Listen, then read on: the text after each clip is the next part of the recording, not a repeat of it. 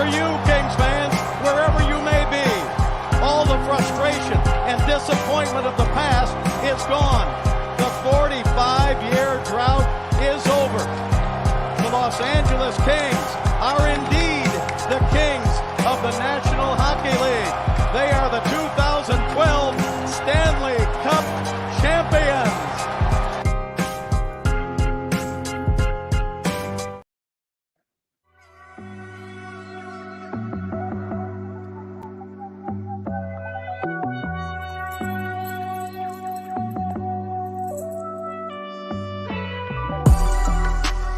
Welcome to Basketball on Figueroa, the only podcast breaking down everything happening with the Lakers, Clippers, and Sparks.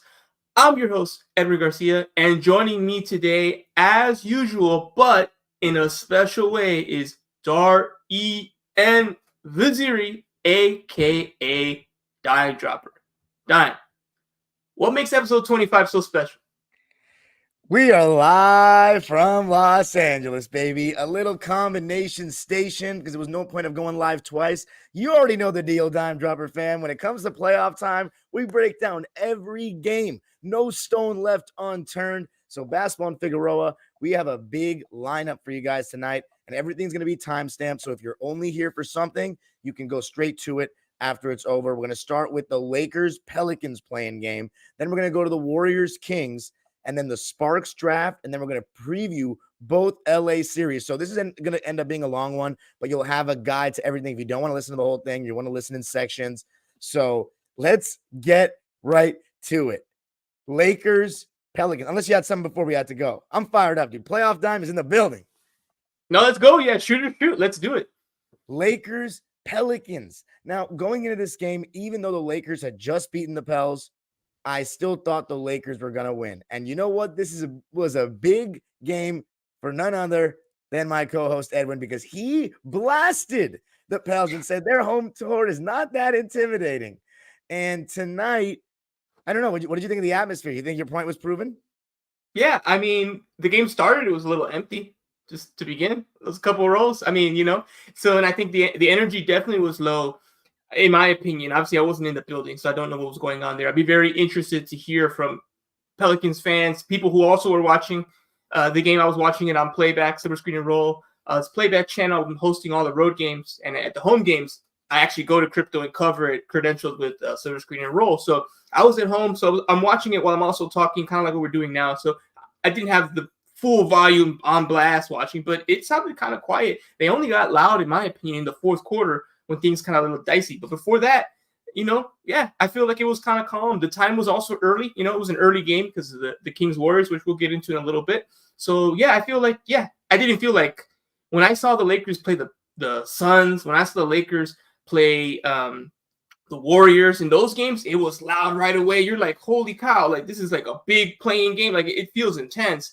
I didn't hear a roar or like them screaming about rebounds or like, no, it was, it was smoothie smooth in the Smoothie King Arena. It was all good. I don't think there was too many problems, and I don't think the crowd factored in at all. But D'Lo certainly had some words for some people. If you notice, there was little pockets where he was yapping at the fans. He was yapping at Jose Alvarado. So the game had intensity. But I feel like the fans were just kind of like above average. What did you think about the fan environment from your perspective? I've heard New Orleans be louder. For sure. I think for a large stretches of the game, they didn't have as much to cheer about.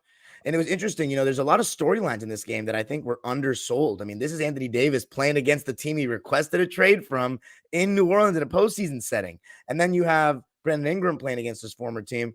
So I guess that brings us into the game in this one. And the first quarter was not the prettiest for the Lakers. The Pels threw the first punch. You saw AD and Jonas Valanciunas matched up against each other like expected. Zion and against LeBron like expected. Rui took Ingram to start the game. They started with D'Lo on Herb Jones, if I'm not mistaken, and Reeves on CJ, because, Reeves throughout the last month or two has been guarding the best guard at the point of attack for the Lakers. And on the other side, you saw CJ on Reeves, Ingram on D'Lo, Herb on LeBron. I typed Rob. Zion on Rui, and both teams switching 1 through 4, but I don't remember the Lakers trying to put CJ McCollum and those guys in the action too much to start. But my biggest takeaway first quarter, Zion attacking the rim. let's talk about, I'm not even going to talk about the injury yet, but what did you think of Zion's performance? I mean, this was his first time playing in a postseason setting, and the dude was taking it to the rim, and Anthony Davis, such a great shot blocker. It felt like just another guy was down there. Yeah, the first quarter, Zion had 10 points. He was 5 for 6, so nearly perfect. And I've been a Zion defender, pretty much since the beginning. I'm like, people are too hard on him, his injuries, his weight stuff. And I'm like, it's just unfair. He's very young. You got to remember where he is in his story. It's like the early stages. The early stages is excitement in the regular season and growing pains against elite teams. That's kind of how it works for everybody as they get into this league, right? Even the alien Victor Wembanyama, we're not going to talk about him for a while. You know why? Because his team lost the vast majority of their games. That's just kind of how it works. So I feel like he's always kind of gets a bit of a bad rap. And he has had struggles on national spotlights and big stages. So even though I'm definitely was rooting for the other side, I was glad he didn't lay an egg because I'm like, he's going to get killed. So I was happy that I kind of got both. I got him a good game from him and it didn't matter. So I'm like, cool. So the narrative won't be, you can't do it and stuff like that. And yeah, and it was a great game for Zion, especially given the fact that he kind of looked bad on Sunday, right? The Lakers just ran through him. LeBron's like, if I guard you, you can do nothing. And he's like, and also, when I have the ball, you can't do nothing against me. This is a great matchup. I can score on you. You can't score on me. But, give credit to Zion. He went wherever he had to go in his mind palace and said, look, I'm going to go downhill. I'm going to keep attacking. I'm going to put this team on my back. And he did just that to start the game. He was incredible. Obviously, AD, I think, was a little hampered with the back spasms. Not like so much that's the only reason. You got to give Zion credit. Because also Zion, what was really giving him problems was LeBron. It wasn't even AD in the Sunday game. It was mainly LeBron. AD was kind of like very on top. Wouldn't you say nobody was giving him problems in portions of this game? Like who was staying in front of the guy? I mean, LeBron did take a charge in the second half. Yeah. I think LeBron's defense really stepped up in the second half, though. I think in the first half, he was a little slow getting back in transition at times and got beat a couple times. But Lakers were down 34-26 after one. AD was the only Laker that played, besides Rui. So those two played the entire first quarter. LeBron and AD combined for 3 for 10 at that point. Second quarter, though, what really changed for you with the Lakers' performance? Because they totally took over the game, took the crowd out of it. 34-16 in favor of the Lakers in that quarter, and you could essentially say that completely turned the entire momentum of the game and had the Pels playing catch-up for the rest of the night.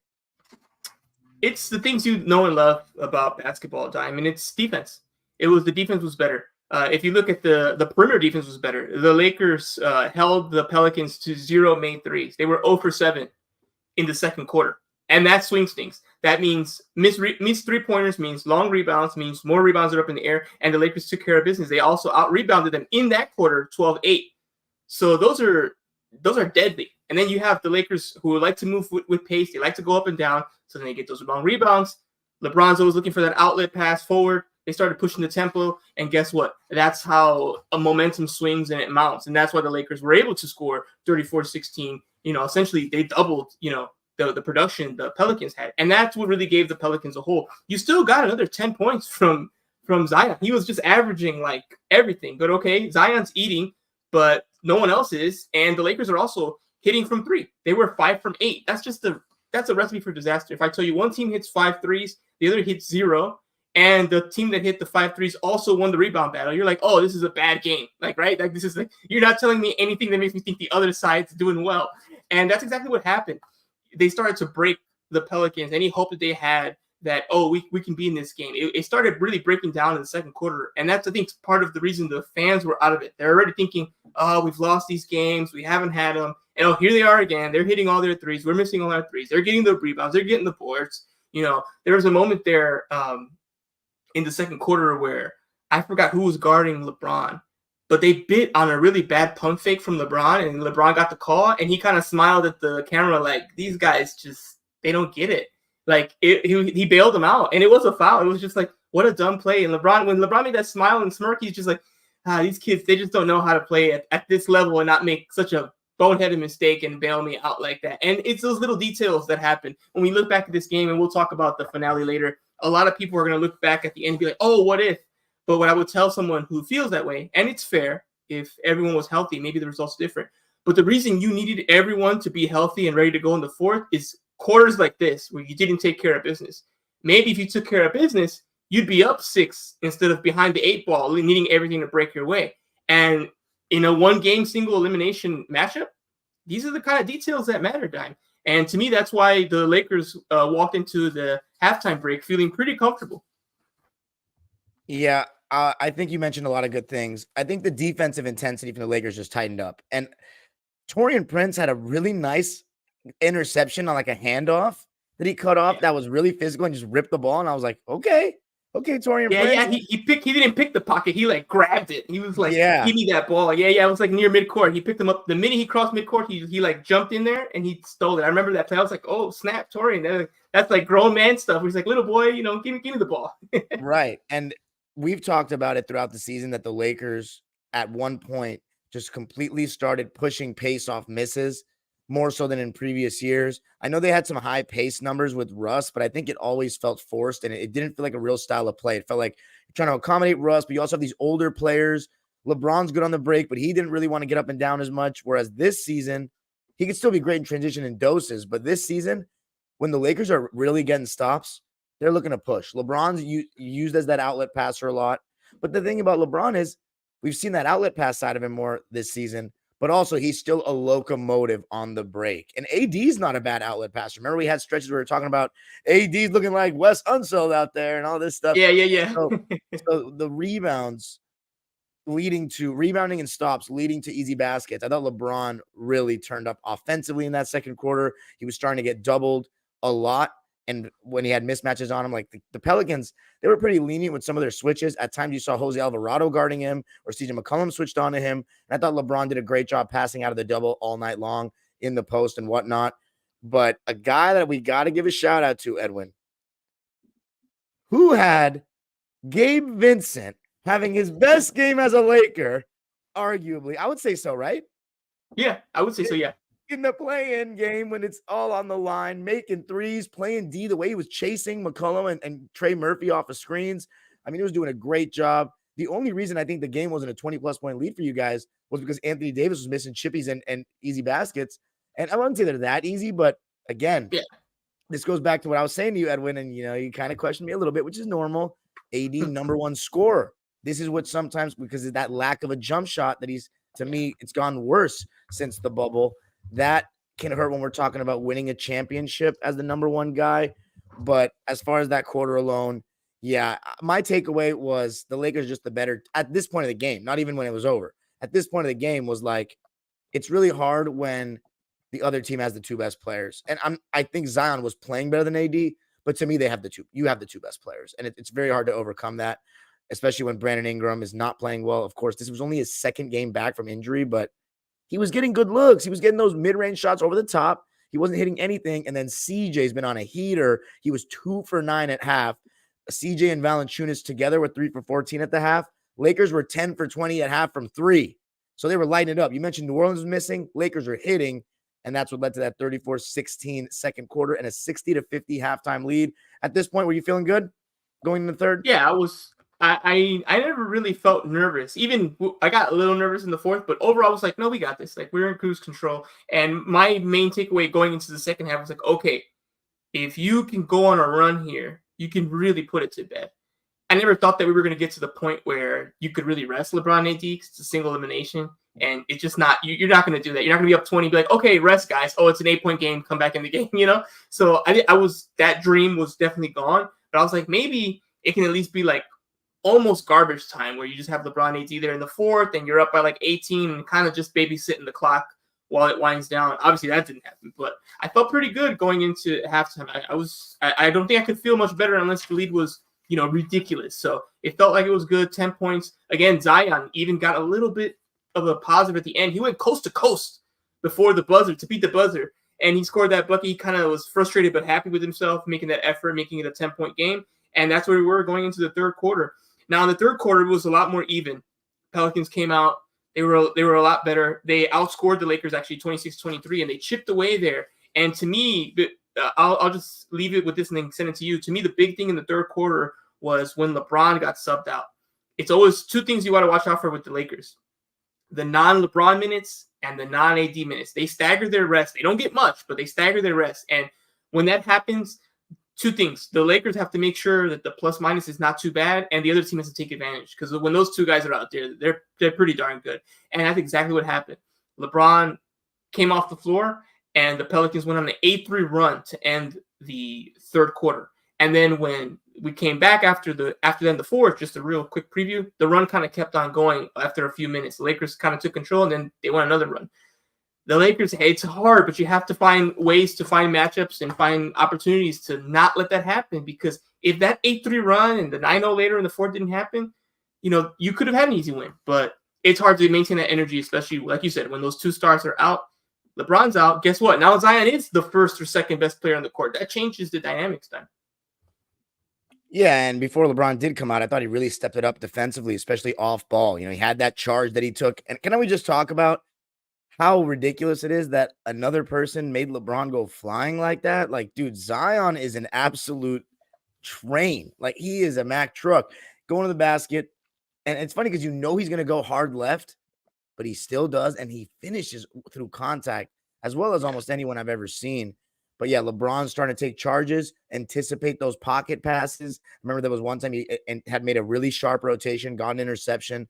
So he was doing well. And then Brandon Ingram, he had D'Angelo Russell on him so many times, Edwin. So many freaking times. And he's getting the mid-range shot he wants. Everything was missing.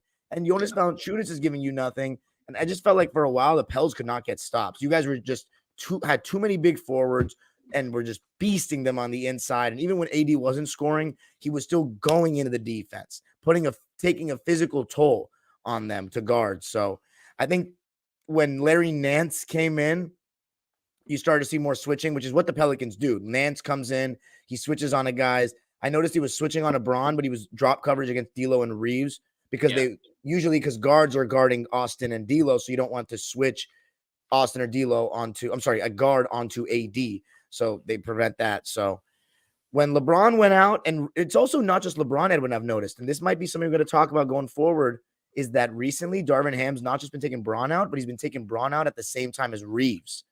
And so that puts the onus on D'Lo and Anthony Davis to create shots and score. And AD was still not hitting, and D'Lo started to go really cold. And not the good icy cold that Golden Knight loves. Yeah, it wasn't icy, yeah. But Zion was relentless, and he was starting to guard LeBron more at the end of the quarter, which I thought was interesting. And going into the fourth, this is what I noticed from their side. Intense ball pressure defensively from Trey Murphy, Jose Alvarado, and Larry Nance. And that totally changed the game. So what were you thinking when they were making their run? What do you think from the Lakers' perspective was going wrong? Because the Pelicans made this a game, and it got electric, huh? The Pelicans crowd woke up and said, Edwin, we got something for you.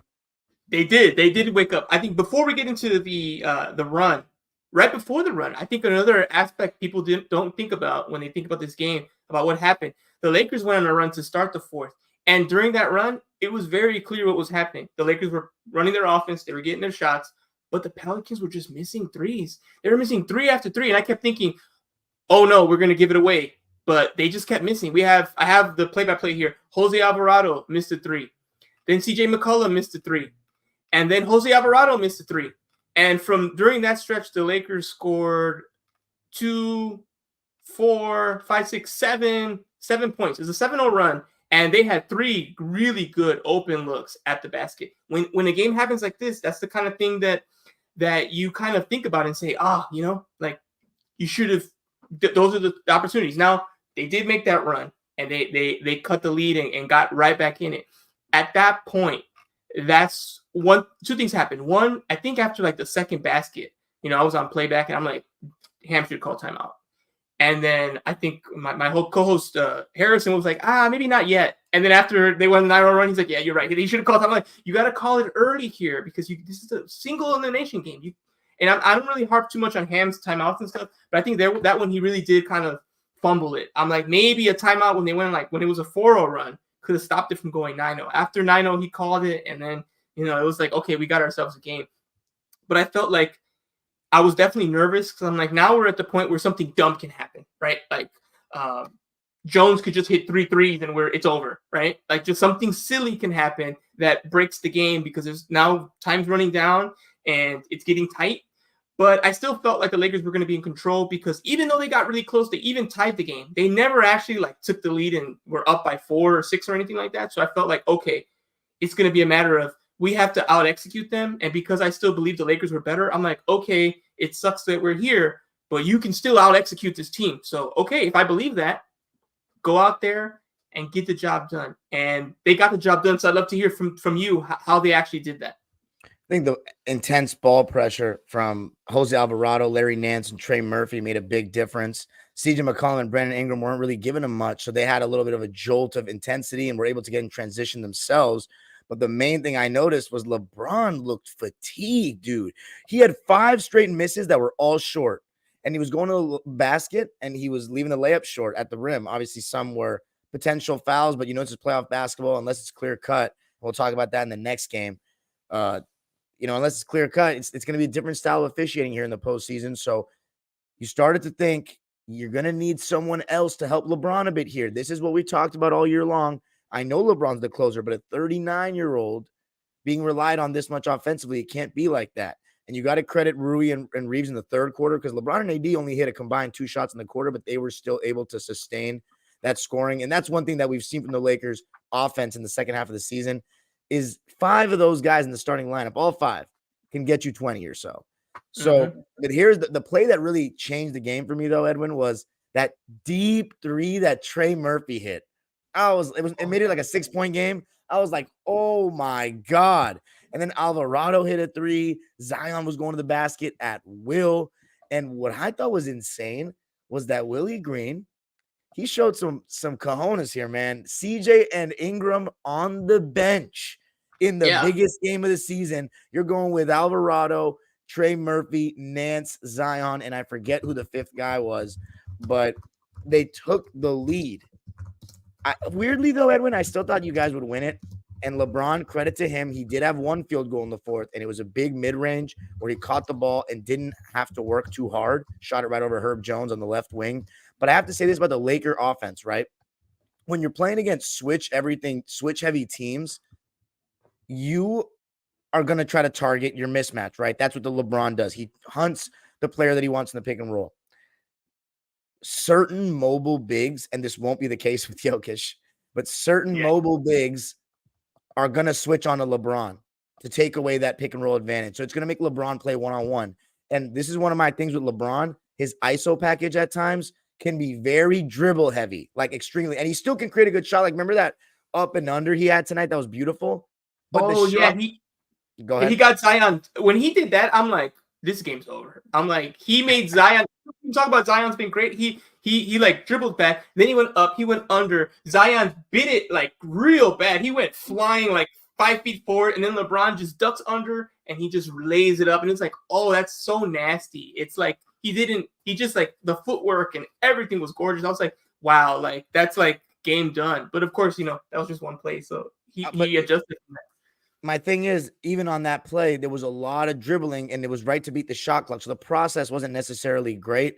And as he was getting tired, I remember there was one time he tried to go at CJ McCollum, and he could not even blow by CJ McCollum, and he stiff-armed the shit out of him to create separation. Then Trey Murphy fouled him coming in to play help defense.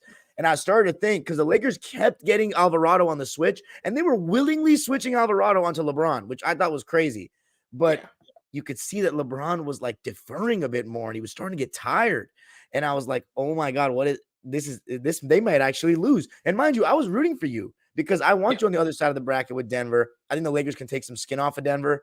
Obviously, I'm going to pick the Nuggets to win the series, and we'll talk about that later. But no matter what, I'm kind of winning here because the Nuggets, and it's not even for the Clippers' purpose, it's going to be a great series for basketball fans. I think basketball was the ultimate winner with these West matchups we're about to have, because so far we've got 3 absolute bangers of a series, and either OKC New Orleans or OKC Kings. You can't tell me that's not going to be fun, high pace basketball, young teams. It's going to be awesome. And OKC does not feel like a 1 seed. So the point was, it was getting a little nervy, but I have to say one big mistake, crucial mistake. So going forward for the Lakers, I think if you're going to mismatch hunt though, you got to be a little bit quicker in your isolations, mainly LeBron. But here's the thing. It can't just be LeBron every single time, because I know he's the closer, but you have Reeves and D'Lo for a reason. And AD, I understand why they weren't going to him, because he was not playing really well offensively. But D'Lo and Austin Reeves have produced offense all season long, especially the second half of the season. And that's the whole beauty of this team, that you don't need to rely on LeBron so much. And Jose Alvarado, right before this good play happened, Jose Alvarado was on a fast break and he had a layup potentially, and he passed out of it to try to kick out for a 3 in the left corner, and it got intercepted. I forget who intercepted it. Was it Rui? D'Lo. D'Lo. Oh, Okay. It was D'Lo. Yeah, it's intercepted right in the corner. I remember I was surprised because we don't know D'Lo for his defense, and I'm like, oh, D'Lo got the steal. He was working hard on defense, though, I will say. Yeah, he was all game. And this is where it changed. I liked how they were using LeBron as the screener. So before, LeBron's being used as the ball handler in the pick and roll. He's trying to get the switch. But this time they had Reeves having LeBron set the screen. And Herb Jones didn't want to leave LeBron because at this point, as the Pels, you're trying to get the ball out of LeBron's hands. So Reeves is going downhill. Someone's got to step up. And that leaves it for you-know-who in the corner. And the crazy part is he had gone cold, as I said, the wrong kind. But the second he caught the ball after watching him all year, I knew it was going to be the right kind. Yeah, ice in the veins. Like he never left. D'Lo, just poetic, man. Icy background, too. Yeah. There it is. Yeah, we love to see it. That's right. Is he still icy? Yes, he is. It was a beautiful shot. Corner 3. And I think everyone knew it was going in.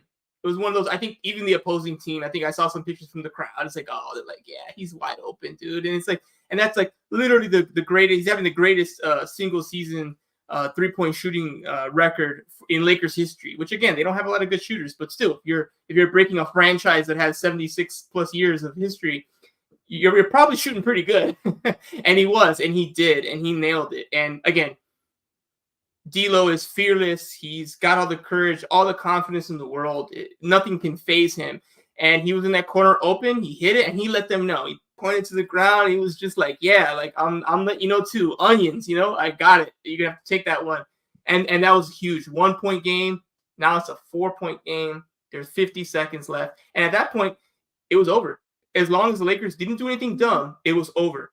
Play good defense. Don't foul. Hit your free throws. And that's exactly what they did. They iced the game with the free throws and took care of business. Hitting the free throws is the big thing. And I also just wanted to say, so takeaway for me there late is LeBron as a screener is so valuable as well. It doesn't have to just be him on the ball. But the Lakers free throw shooting, I think that's something we got to talk about, because you win and lose games at the foul line in the playoffs.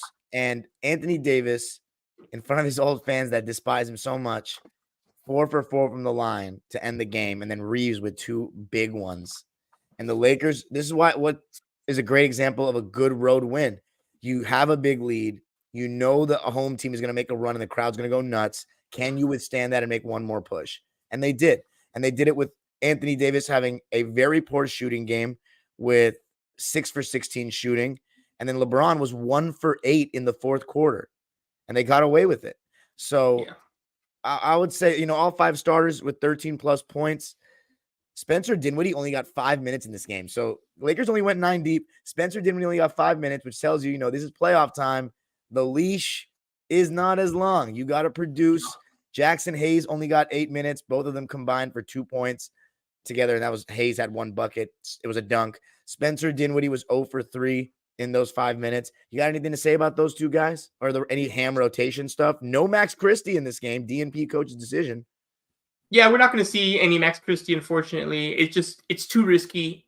They've been playing pretty much these 9 people every game unless there's someone injured, so they're going to keep going with it. I love me some Max Christie, but it's just not the time for that. This is too high-level basketball. If you see Max Christie, that means 2 things are happening. Only one of 2 things are happening. 1, there's an injury, or 2, the Lakers are digging deep into the barrel because nothing is working, and they're like, you know what? Just take him out there, see if he can give us a spark.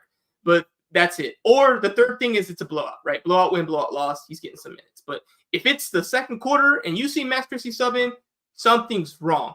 It's either 0-2, 0-3 in the series, or someone went down. They're like, okay, well, we got to get somebody in there. So we're not going to see any Max Christie.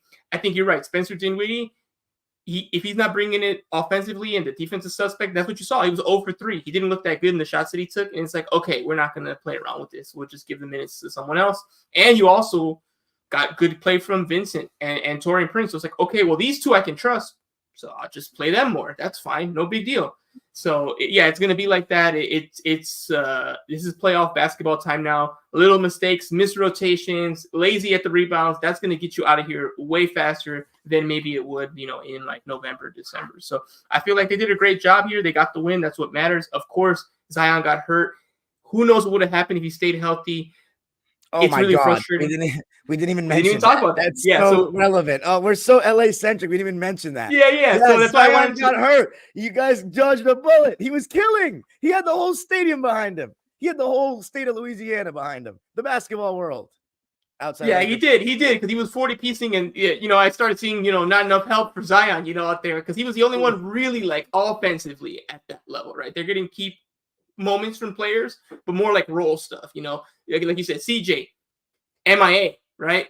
Per usual, right? BI, up and down game. He just came from injury. At least he's got an excuse, right? But CJ, that was a rough game. What did you think of the decision from Willie Green to when Zion came out, he went with CJ instead of BI? Thought that was a little interesting. Of course, BI came back from an injury, but he's a better player to me.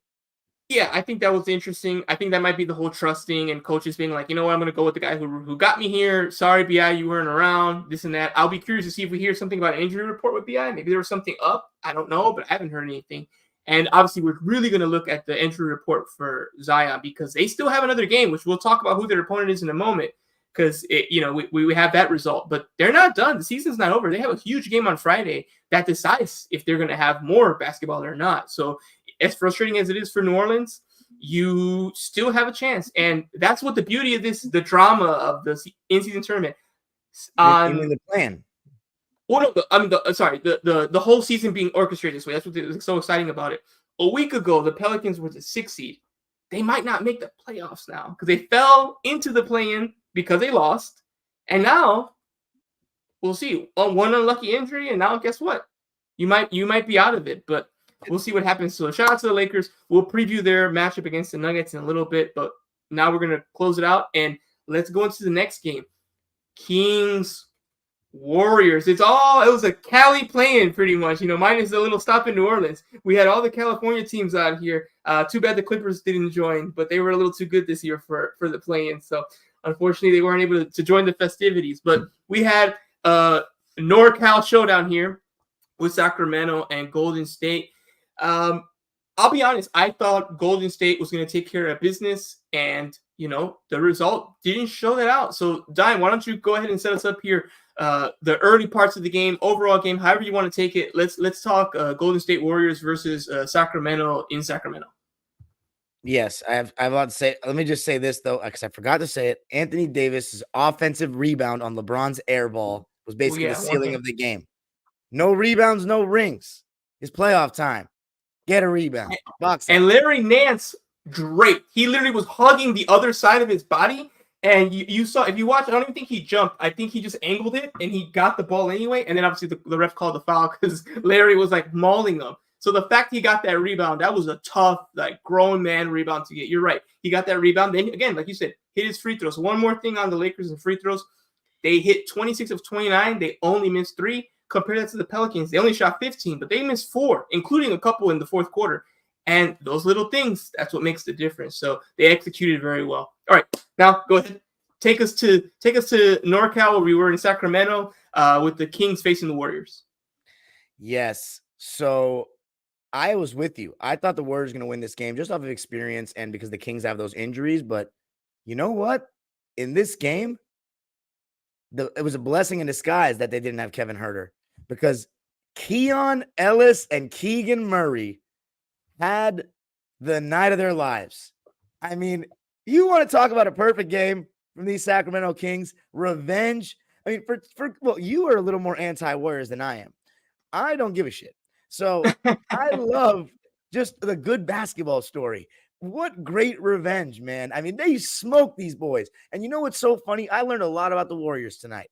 And it's funny because me and my boy Ricky G, we've been talking all year. He calls me, he goes, the Warriors are cooked. The Warriors are cooked. They're old. They're slow. They're slow and small. They're cooked. And on the timeline, you see all these people that are like, oh, we still can make a run. If you get Steph in there, we got a chance. Steve Kerr's an idiot. All this stuff. Well, I watched the beginning of this game, and the first thing that I wanted to see was who's the Warriors starting lineup. It's the same 4 that started last year against these guys, But instead of Looney, they're playing Trace Jackson Davis. And I forget what game it was recently that I was watching Trace Jackson Davis, and I thought he was pretty impressive. But the moment got to him, man, because they're doing the typical high drop coverage on Curry, which basically is just forcing the ball out of Steph's hands. And they were using Trace as the roller instead of Draymond. And he made some suspect reads. It just felt like the game was a little fast for him. Just felt like the game was a little fast for him. So I don't think he played 11 minutes, 2 points, 1 for 1, -10. He had a turnover. It was one really bad read he made. But overall, you can make an argument that Curry didn't play him enough. But this was the premise of what I was seeing on Twitter, which is so ridiculous, is they think that if they gave Trace Jackson Davis more minutes, like this game would have completely changed. And, maybe I didn't watch the Warriors enough, but are you kidding me? If you're relying on a rookie center to make the difference when you guys are getting absolutely walloped like that, like, give me a break, dude. This team is small. They have no 7-footer on the roster. What NBA champion won a championship with no 7-footer on the roster? They have minimal guys that can guard. They have a bunch of young guys that hold the ball too long for what the motion offense that they want to play. So, and these other guys are not hitting shots. Klay Thompson, I love him, man, but I felt so sorry for him. 0 for 10. He couldn't make a shot. It was exactly like that game 6 against the Lakers last year. Exactly like it. It felt like the Warriors didn't change at all from last year. They just got 1 year older, but they have a couple of young guys that made this a game for a bit with Moses Moody and Jonathan Kuminga and Pods. That's the only reason they were getting back in the game. Steph was a little better in the third. Draymond was missing shots. Klay Thompson was terrible. Steph Curry looks older. It's done, bro. It's over. They have to make some serious moves. It's just a 1 year older version of the team last year. Their best defender, the guy that anchors their defense, that still wasn't even bad defensively, in my opinion, tonight, and Draymond Green is a nutcase. He missed so many games. When you're in the play-in, the Warriors, they might be better than the Kings. But in a one-game situation, you put yourself in that arena, and they've got the best crowd in the league for me. Now that's a crowd. That's a crowd. Exactly. I mean, it's so hard when they start hitting threes and you leap and you have Keegan Murray hitting those shots. Then it's extremely difficult to combat that if you're not having elite shot making. So I got even more to say, but I want to hear what you're thinking. I mean, they're old, man, and they're a big addition in the summer. Chris Paul. You were already slow and old, and you got Chris Paul because you like his assist to turnover ratio because your team turns the ball over so much. Dude, haven't you seen Chris Paul's plus minus? It's one of the best plus minuses in the history of the league. He's going to Cancun tomorrow, Cabo. Like, you know what I'm saying? It's over. This is the first team that Chris Paul didn't even really make better. He made them 2 regular season wins better, and they got eliminated quicker. It was so weird and pointless. So stupid. I don't know what they were thinking. CP3, I told you, brother, I love you, but I told you were not going to win a ring before us. So I'll be so appreciative. When you hang him up, my tone's going to change so much. It's going to be CP3. I love you, bro. You changed my life. Like Blake. Oh my God. Blake Griffin retired today. We got to talk about that at the end, by the way. We got to fit it in there. That's my boy. We'll but yeah, no, sorry. I have a cool Blake Griffin story I can tell as well. I actually have one. So I'll tell it when we get to that moment. Yeah. Well, we talked about this before. They may look like the Warriors. They may talk like the Warriors. They may act like the Warriors, but they don't play like the Warriors, right? It's that purse you see on Madison Avenue that's like, hey, it's half price, and you're looking for the detection that it's fake, and you can't tell, but you're like, I don't feel right about this. Like, I don't know, I don't think this is real. And that's the Warriors this year, right? Like, is Steph still amazing? Yes. Is Draymond still, when he's on his P's and Q's, 100% great? Absolutely. Do they have great wins against teams like the Celtics this year? 100%. But we have the data, we have the facts, and we just keep trying to convince yourself, like the person who says they're going to change, like, but they really mean it. They really mean it. They're going to change it. Like, I believe them. Put them in the tournament. They'll make a run against anybody who wants to face Steph. And that's the same thing, right? I don't want to play Steph because I know he can score 7, 8, 9, 11 threes and just destroy the game. He's a game breaker. But that's one guy.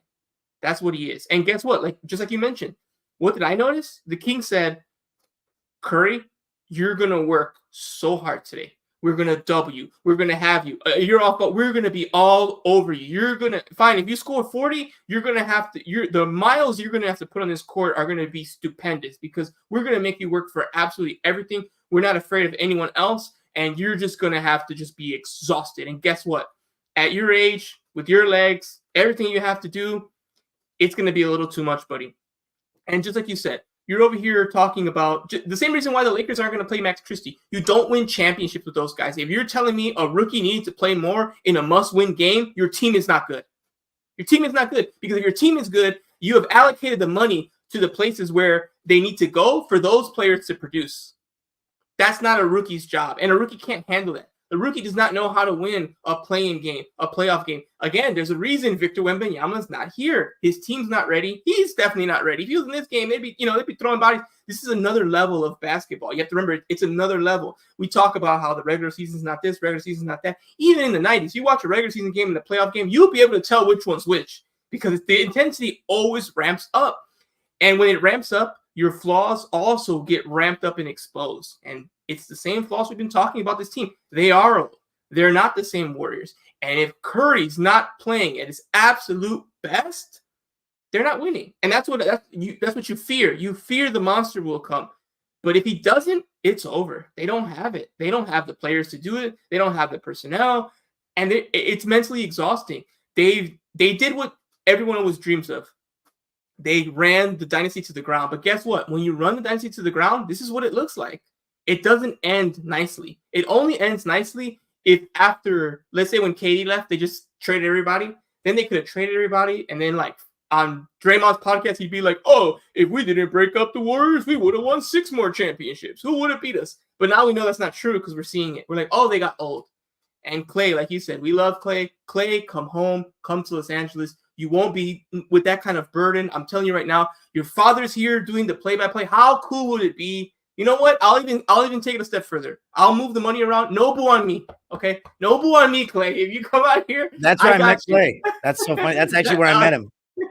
I'll move the money around. No boo on me, buddy. I got you. You can't bring anybody else though, because I can't do all that. But I won't even have to go. You and the guest. I'll just let me know. I'll move the money around. It's on me. I got you. All good. Because even with all that, I'll take you in a smaller role on the Lakers. But tonight, again, it was just a horrible game for Clay. Absolutely dreadful. And you get that combination along with, I wouldn't say Steph struggling, but Steph having to work so much for all his points. I mean, he only got 16 shots off. Like, that's one thing I noticed, is that Steph, but I said this the last couple of years too at times, is that it's hard for him to get clean looks, especially because he's not surrounded by the lethal weapons that he once was. But like, when you put him in the pick and roll, they're going to blitz him or try to take the ball out of his hands. And then off the ball, they're switching almost every off-ball screen, and the Warriors don't really have a guy that can take advantage of smaller dudes. Back in the day, Klay Thompson, you should just post him up against smaller guards and he would destroy.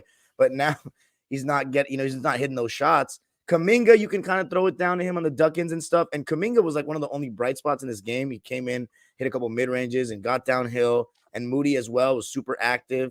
But it's just hard for Steph, at his size as well, to get those clean looks off, and Keon Ellis, especially when they're switching everything like that off the ball. And one thing I thought, and this is Mike Brown knowing the Warriors so well, one thing that they did is, of course, everybody knows they'll switch off ball screens, but they put pressure on the passer, because a lot of times teams will sag off Draymond because they're like, he can't shoot, but he then gets to see the whole floor to make a pass.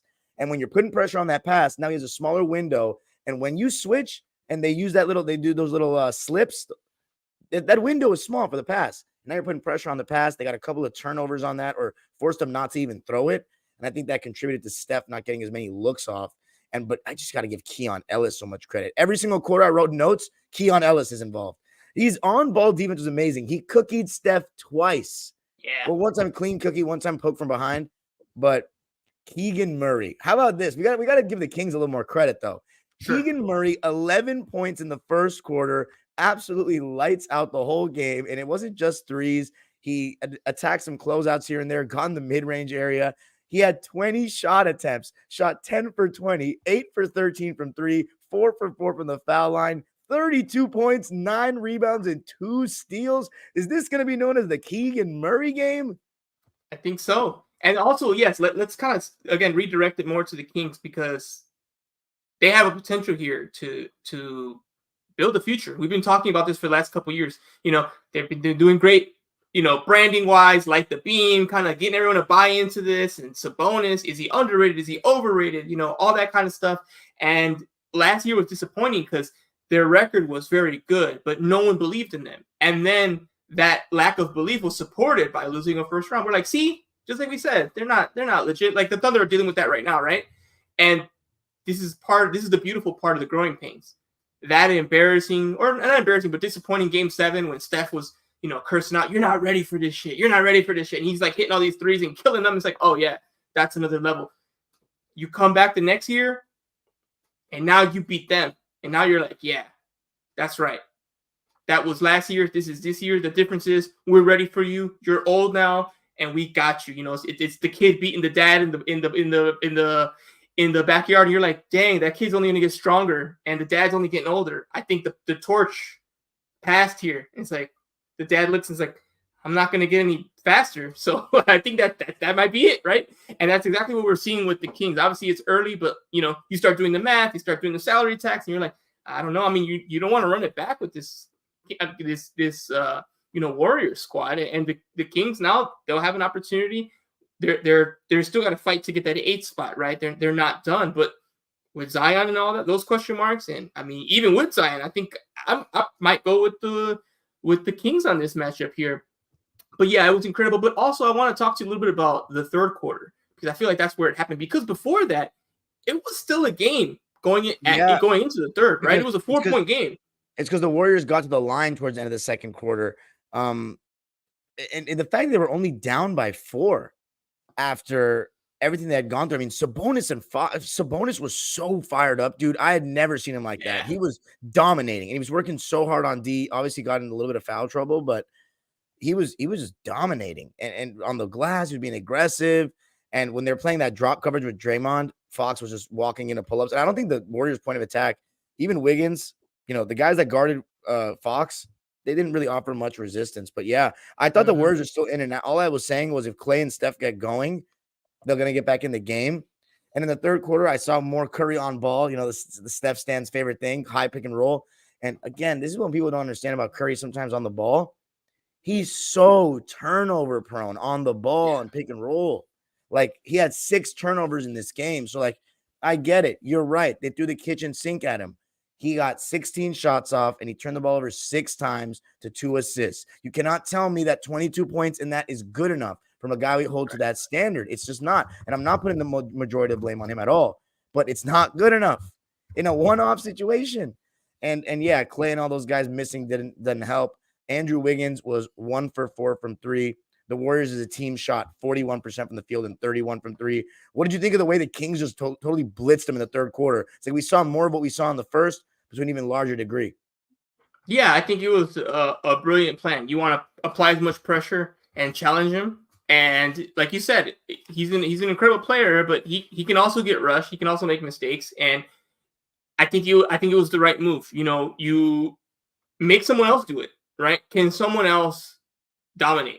And if the answer is no, you gotta apply that kind of logic. There's 2 ways when it comes to players like that. You either let them eat and then destroy everyone else, or you try to shut them off and challenge someone else to go ahead and do it. And we talk about it all the time. It's the others. The others actually are what really factor in. The stars might have the most responsibility. They also might get the most blame.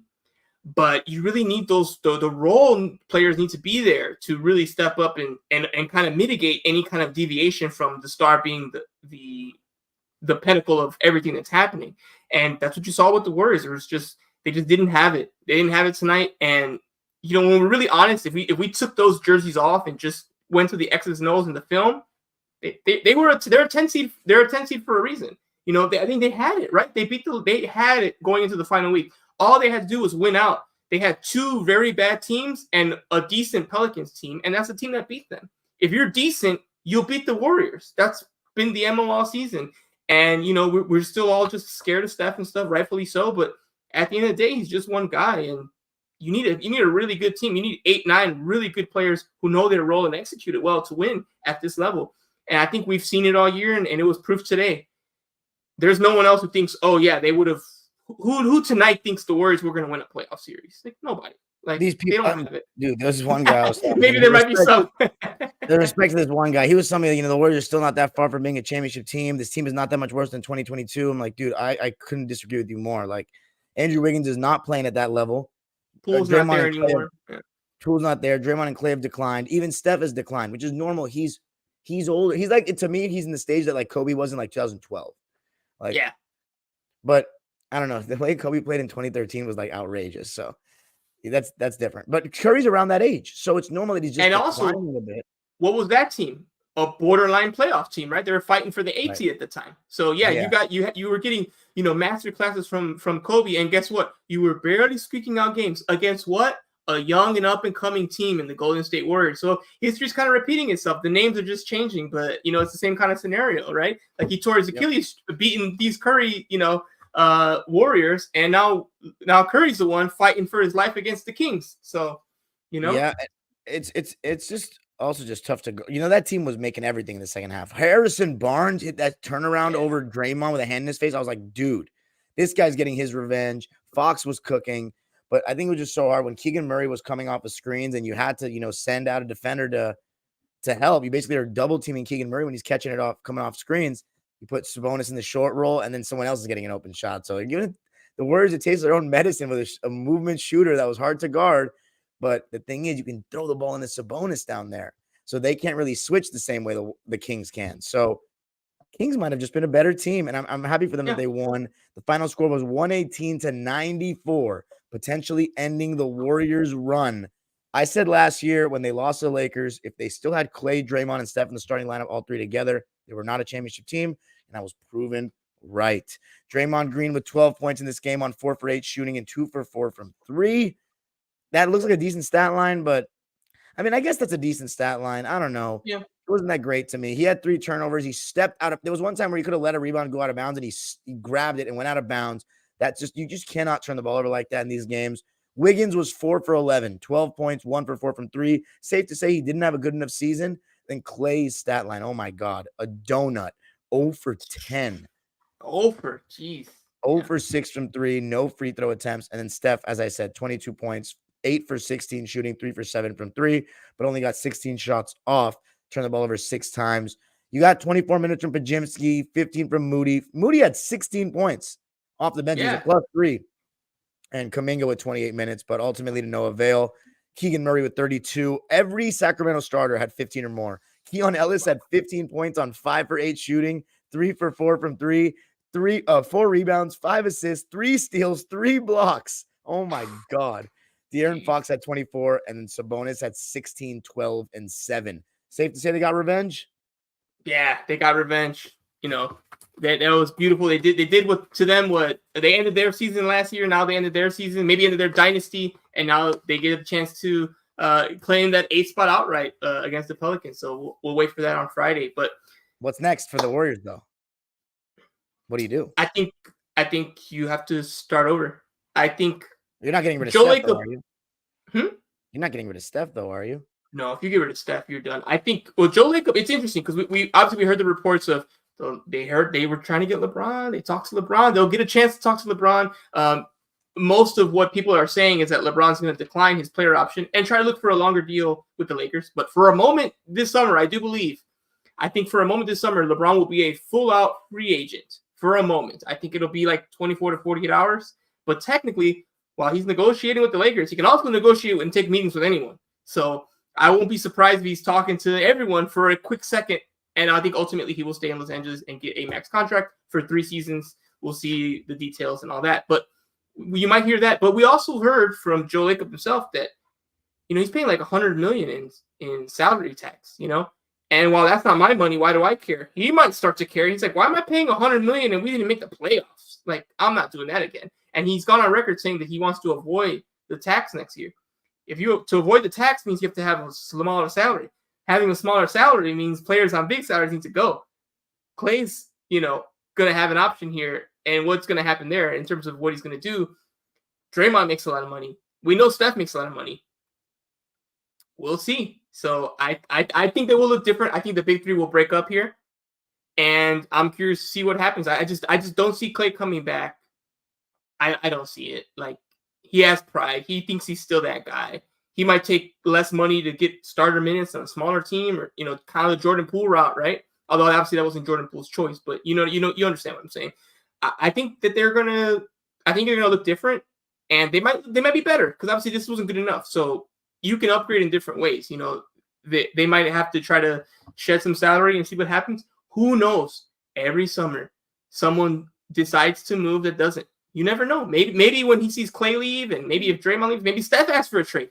It's not out of the realm of possibility. He's a veteran player looking for a chance at his career. He can look around and say, you know what? Our squad's gone. Do me right. You want to save money.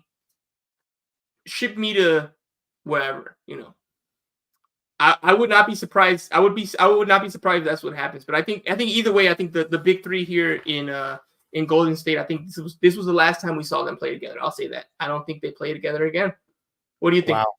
I mean, you could be right. They got to do something, man. They got to do something. But yeah, should we move on? Is there any last words to say about the Warriors? I mean, I think I've said it all. Draymond was a complete distraction this year. He's good when he plays, but it's just wild. And Clay, it's not the same. It took him so long to realize who he was, and he was saying, he was emotional about it, all that. But yeah, congrats to the Sacramento Kings. That's what I'm gonna say more than anything. Is congrats to the Sacramento Kings. Big time win. It's gonna be fun against New Orleans. But by the way, I wanted to mention this. Since the play-in has started, no 7 seed has ever failed to make the playoffs. So if that serves correct, history serves correct. It's very recent history. It's so short. Pelicans should win, but we'll see. That'll be a fun game. Also, no 10 seed has ever won the game. So maybe we don't need to be doing all this. If they never win. So that they're 0 for 7 now, the 10 seed. They've never won. So you're the 10 seed for a reason. So, all right, we're going to move on. We're going to switch up a little bit, take a little time out from the NBA and go to the WNBA. Record numbers in viewership for the draft. Obviously, Caitlin Clark, generational player. She was drafted right away with the fever. But in terms of this podcast, on here, we're going to be focusing more and more on the Sparks as we get closer and closer to the regular season. And this was a big moment in time. Big moment for the Los Angeles Sparks because they had 2 lottery picks in what many consider to be one of the deepest drafts in recent memory, maybe in history. We'll see how these ladies end up with their careers. But so far, people that are very interested in the talent at the top, even some at the bottom. And the Sparks had the 2 and the 4, and they got 2 really great players. They got Cameron Brink and Rickea Jackson from Tennessee. And I'm going to talk a little bit about it. Then I'm going to throw it to you about what you're thinking, because you definitely saw a lot of the March Madness action. These ladies were in that. Cameron Brink was obvious. This was the name we've heard all season. It's going to be Brink at 2, right after Clark. And of course, the Sparks did that. 4, you talked about it. You said you're hearing Cardoso. You said there's some other players. I told you Rickea Jackson was there. That's who you take. I did not think she'd be available. But the Chicago Sky were the team sandwiched in between. It was 2-4. So that 3, that's going to change what happens. They actually went with Cardoso. And there's definitely been a debate on actually Cardoso might be the hot take, the better one over Brink because she's further along offensively, even though I don't think she's as elite defensively. Brink was Defensive Player of the Year in collegiate basketball. So it was interesting. I thought we were getting the 2 towers because Jackson was going to be off the board, but she wasn't. The 2 towers were taken away. Cardoso ends up in Chicago. That gives the Sparks the 4th pick, and they went with Jackson. So for me, I think this is actually the best case scenario because you picked the big that you wanted because you wanted Brink. You knew Cardoso could have been taken, so you had to take the best player available.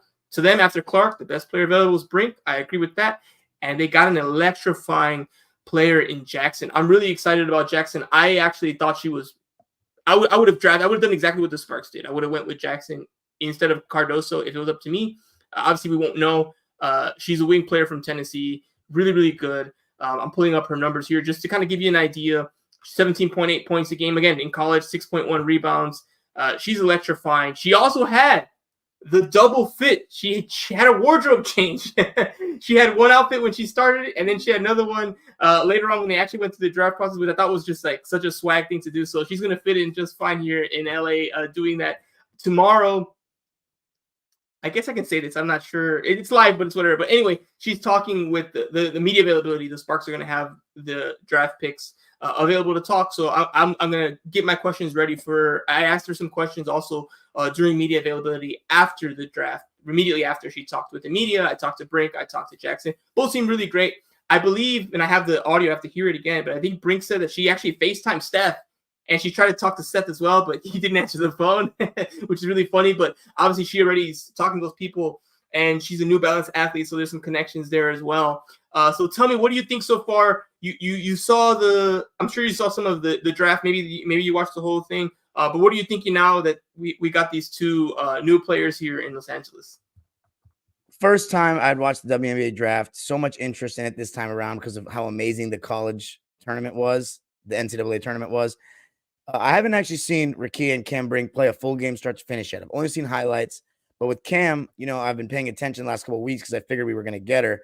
And I mean, somebody who can, a mobile big, who can stretch the floor, can handle the ball, and can block shots. I mean, 6'4" is nuts. Like for a girl, like 6'4" is crazy. So I'm excited. And then Rickea, I'm really excited just to see what she can do. Obviously, as you mentioned, a dynamic player, wing kind of player, really good size. And I mean, come on, both of them are like very pretty. This is perfect marketability for Los Angeles. These girls could be stars. If they start playing basketball well and they start hooping, they could be real stars in this city, man. The WNBA is going in a great place, and I'm very excited for these two. And yeah, I think it was a great 10 out of 10 for the Sparks, dude. And also Mackenzie Forbes, USC Lady Trojan, getting picked late. I don't know how much he's actually going to play, but she can come in and get you some buckets and make some spot-up shots. So cannot wait for the W this season, Edwin. We're watching every game this time around, and we're going to be there for sure. What? Yeah, I'm going to be there too. We got to start off in Long Beach. The first 5 games are there because they're doing a lot of construction at Crypto, part of the massive renovations and stuff. So they'll be in Long Beach. Really excited. Yeah, Mackenzie Forbes, I was going to mention her, but you already did, so we took care of that. Yeah, she got drafted 28, so late pick there, but hey, she's in there. She stays in California.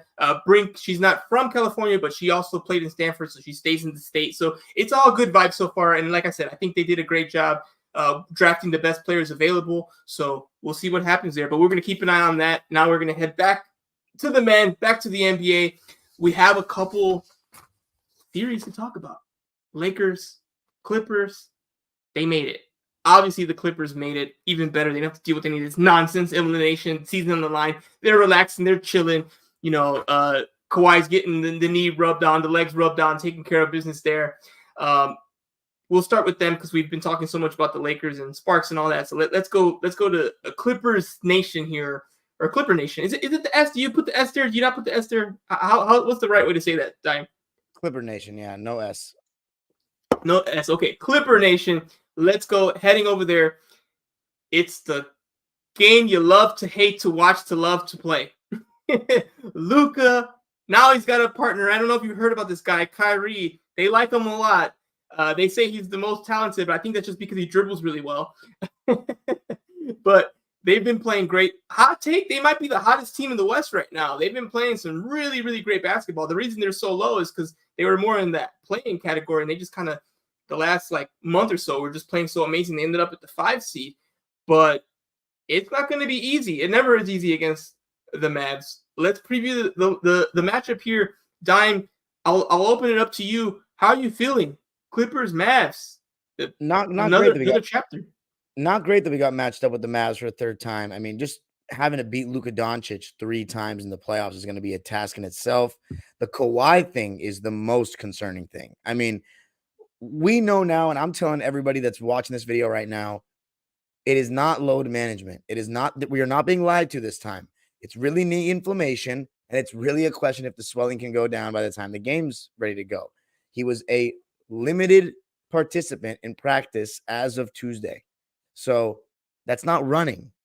So we've got a couple more days, but we should see what happens. He's going to do everything in his power. From what I'm being told, he's going to do everything in his power to play. So we know he's going to try. It's just crazy that we're having this conversation after all these games, Edwin. Like, the luck of this is just insane. Though the bad luck, 68 games this guy played. But as far as Dallas, this is a very different Dallas team. Now Luka has a real co-star. Brunson was not that Brunson yet. Porzingis, they just used him as a spot-up shooter, and that was a disaster. So the additions of Daniel Gafford, PJ Washington have given him more athleticism, more size. They're 21-8 with Daniel Gafford, and they've been the second best defense in the league with that, 5th best offense. And for the season, they have the highest win percentage in the clutch. And there's no secret why. Luka and Kyrie Irving. Games are close. I think we've been pretty good in the clutch this season, but I would favor them. You never want to go down the stretch of a game with Luka. But the whole defensive rating thing and their improvement, I've seen it. Gafford is the best rim protector they've had in this Luka era. Derek Jones is a good point of attack guy. PJ Washington, who we never knew about defensively in Charlotte. We never heard about them playing defense or anything like that. He's been a solid defender for them. But some of the Mavericks fans are saying PJ'll and he's going to lock this up. Look, he is the perfect body type to guard Kawhi, and he's gonna. But this is playoff Kawhi. Assuming that he's there and playing, is he going to be able to really contain him? Because Dorian Finney-Smith was a good defender, and he got lit up because nobody can guard playoff Kawhi when he's on. So a lot of the teams they're playing too, it's like in the regular season, when you take these numbers over a certain sample size, you could be playing against some weaker teams. Who knows if you're playing a team that doesn't have their best player that night? They just all get jumbled in. There are no off nights in the playoffs, Dallas. You're going to have to guard a good offense every single game. So here's my thing.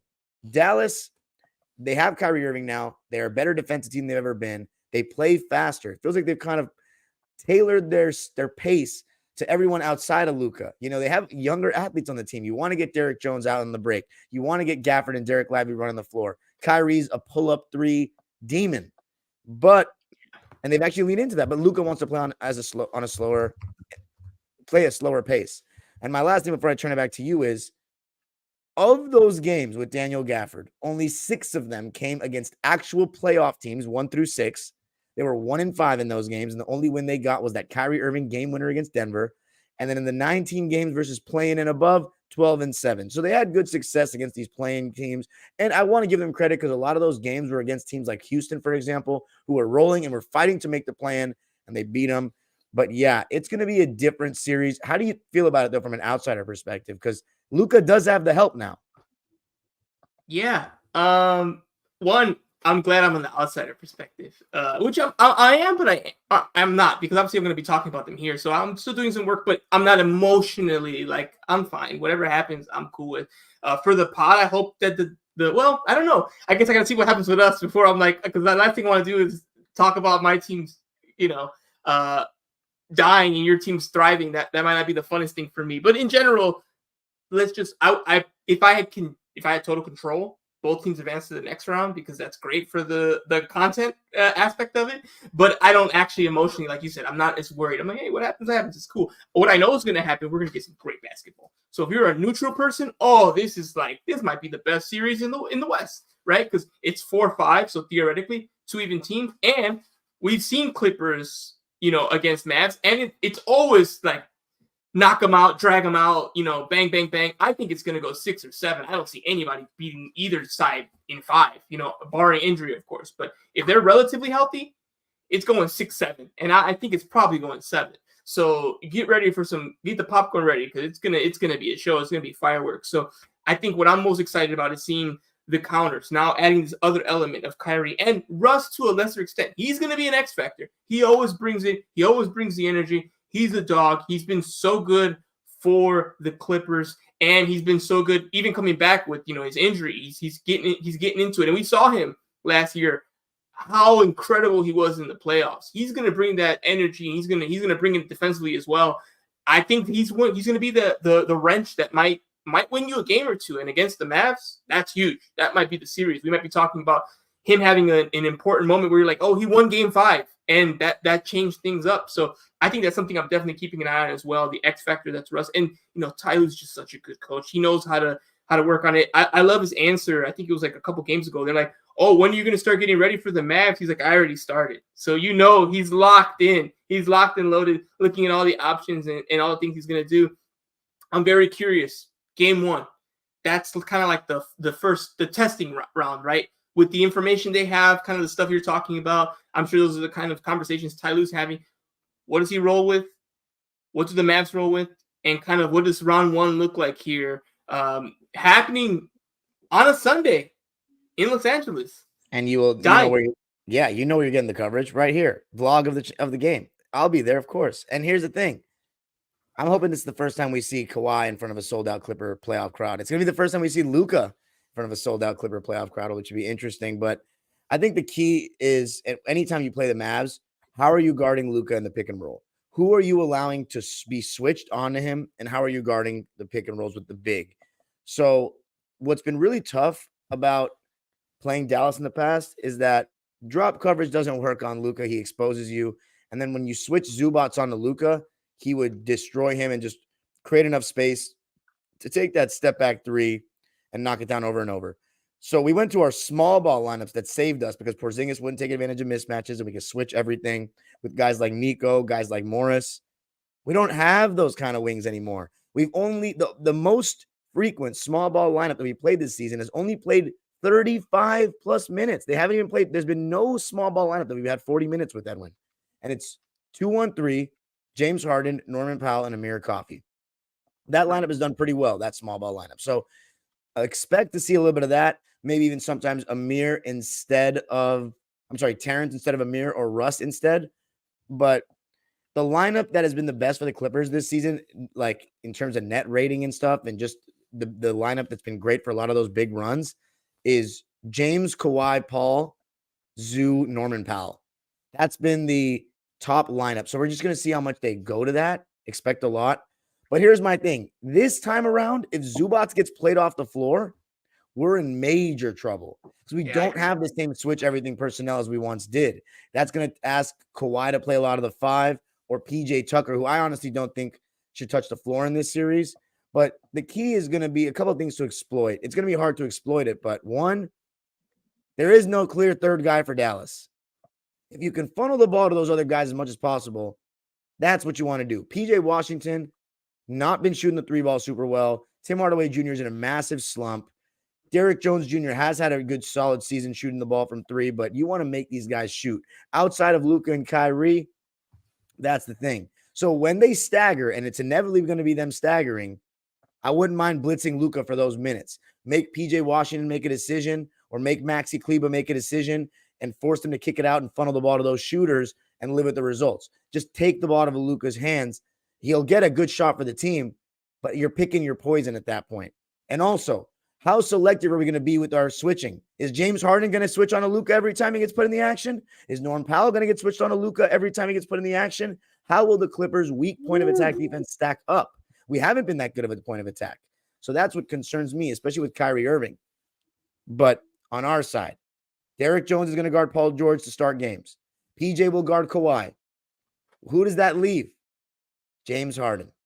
Who's going to be checking him as the primary guy? Kyrie Irving. Kyrie's been a much better defender this year. But if you're James Harden and you see Kyrie guarding you, come on. You got to be creating good shots. You got to be creating good shots for the team.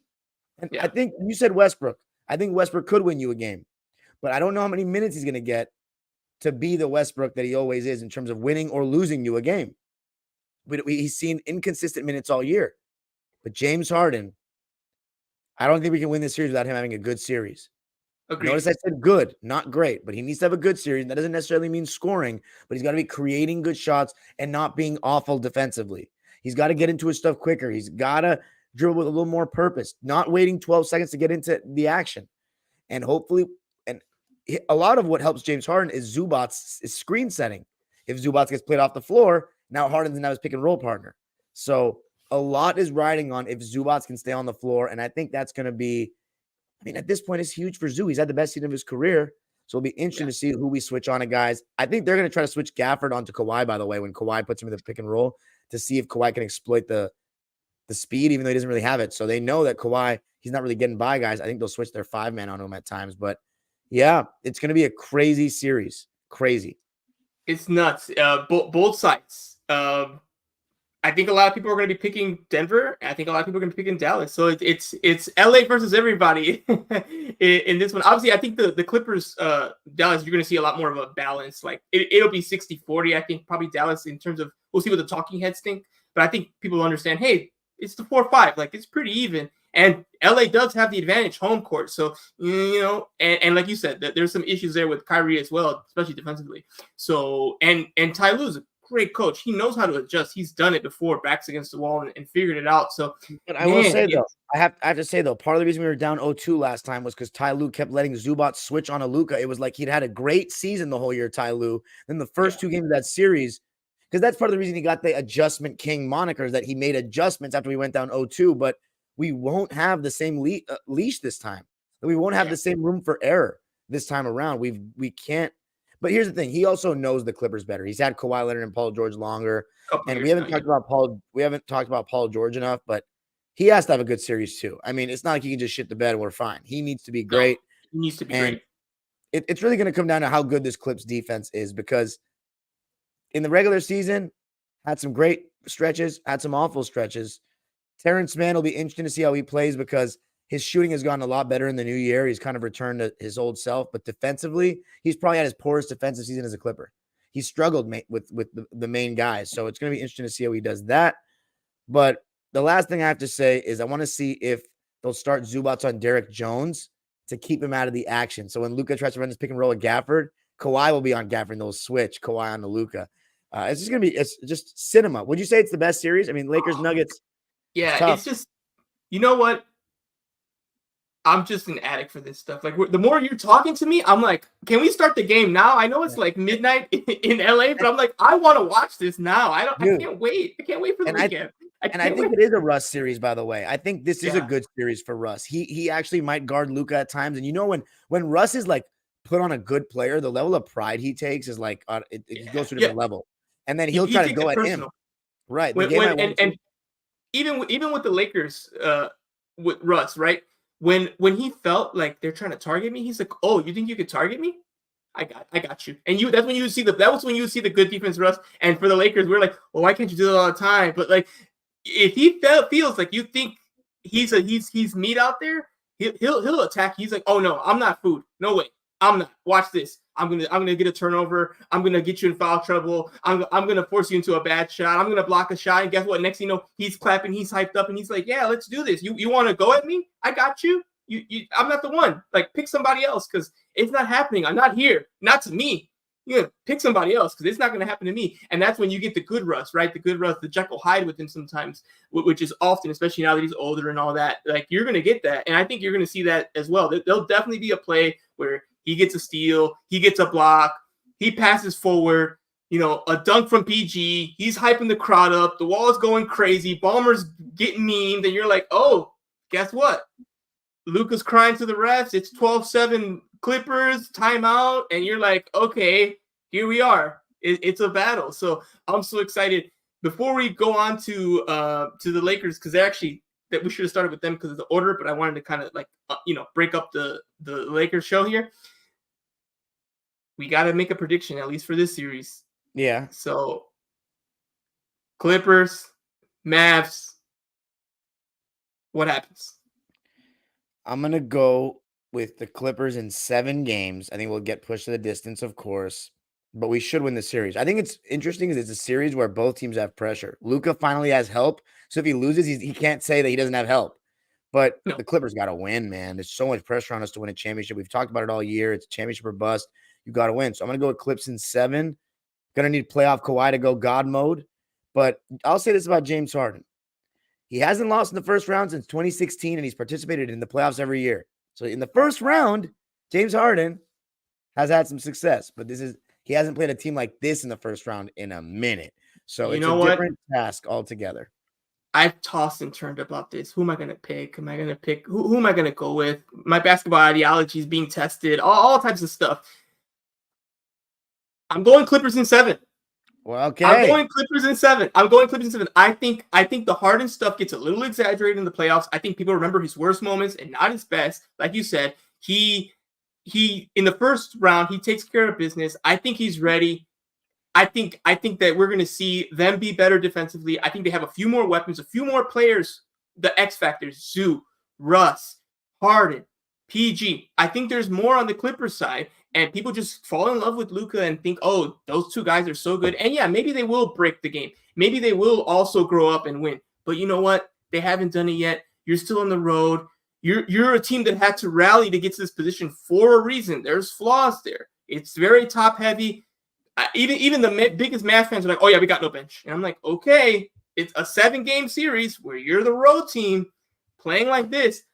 All we need is just a little subpar game from Kyrie or Luka in 1 or 2. That's an L. And then you're on the road. Game 7, I mean, we've seen it already. We've seen the story. The question is Kyrie enough? I think he's almost enough because guess what? The other side got better too. They got Russ. They got Harden. They still Norm have Powell. PG. They still have Kawhi. They still have a Tyler who's made the adjustments and grown as a coach as well. So I think it's going to be one of those moments where Norman Powell's another one, right? Good point. I think this is another one where you're like, you almost got them. And I think maybe next year's the year. But again, they need some reinforcements there. And I think it's going to be a great series. It's going to be entertaining. I think that the Clippers will have just enough and they'll advance to the second round. And we'll get there when we get there. But that 1-8, I think that's looking good for the Clippers too. So it might be a deep run, but it's one of those ones I think it's literally the winner of this series goes to the Western Conference Finals.